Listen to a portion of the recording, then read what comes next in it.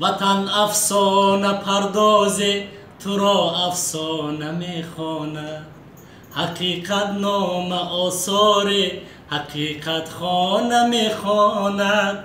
یکی در کوه ساری شادمانت قصر میبیند.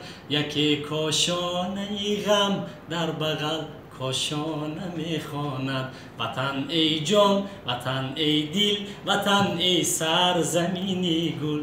بهشتی ما، بهشتی ما، بهشتی ما، بهشتی ما.